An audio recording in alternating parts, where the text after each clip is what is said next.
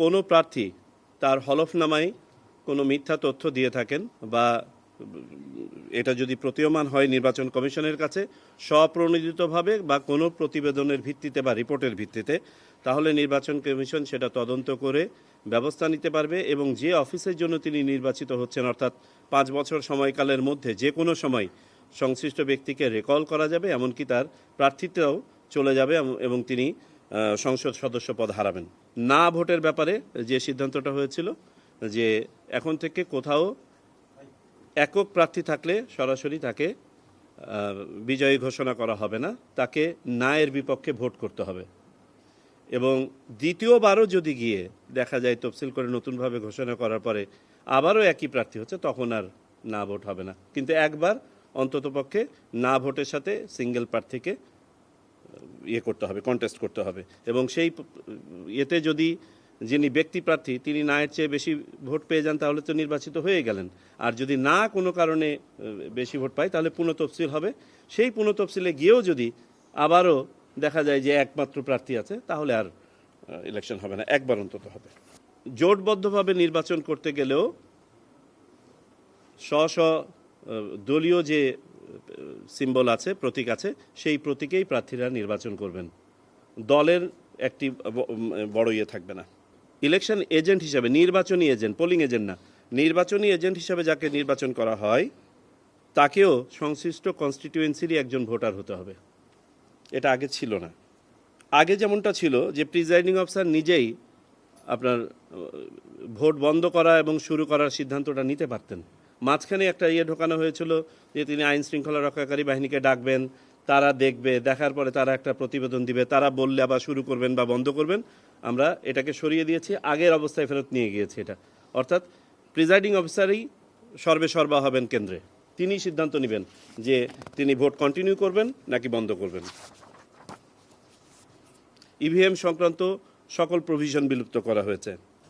Postal ballot add করা হয়েছে, আপনারা জানেন, এবং পোস্টাল ব্যালটে 4 ধরনের যে আছেন ভোটার, যারা যেটা আগেও ছিল তারাই থাকবেন, তারা ভোট দিতে পারবেন। যেমন প্রবাসী বাংলাদেশিরা ভোট দিতে পারবেন, সরকারি কাজে কর্মরত যারা আছেন, যারা ওই দিন তার সংশ্লিষ্ট নির্বাচনী কনস্টিটিউয়েন্সিতে থাকতে পারবেন না, তারা ভোট দিতে পারবেন। নির্বাচন কাজের সাথে যারা সম্পৃক্ত আছেন তারা ভোট দিতে পারবেন এবং যারা যে কোনো নিরাপত্তা হেফাজতে আছেন, জেলে হোক বা অন্য কোথাও হোক, তারা ভোট দিতে পারবেন।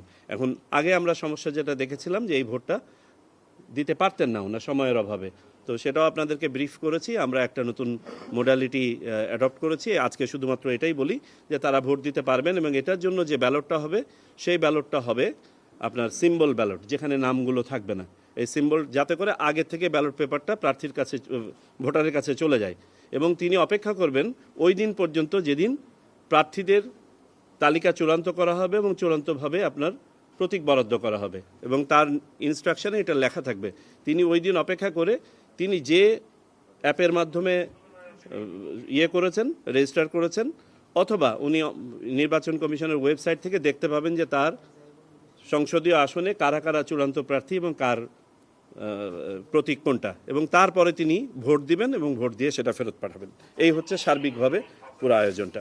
মিডিয়ার ব্যক্তিত্বরা অর্থাৎ মিডিয়া পার্সোনালরা ভোট কাউন্টিংয়ের সময় ভোট কেন্দ্রের মধ্যে থাকতে পারবেন, যেমনটা আপনাদেরকে আগে বলেছিলাম, তবে একই শর্ত সবার জন্য প্রযোজ্য যে ভোট কাউন্টিংয়ের শুরু থেকে শেষ পর্যন্ত তাদেরকে সেই থাকতে হবে। মিডিয়া পার্সোনালরা ঢুকতে পারবেন ভোট কেন্দ্রের ভিতরে এবং সেখানে যে প্রিজাইডিং অফিসারের নেওয়ার ব্যাপারটা আছে সেটা বলবৎ থাকবে, তার কারণ প্রিজাইডিং অফিসারকে নিয়ন্ত্রণ করতে হবে পুরোটা কেন্দ্র।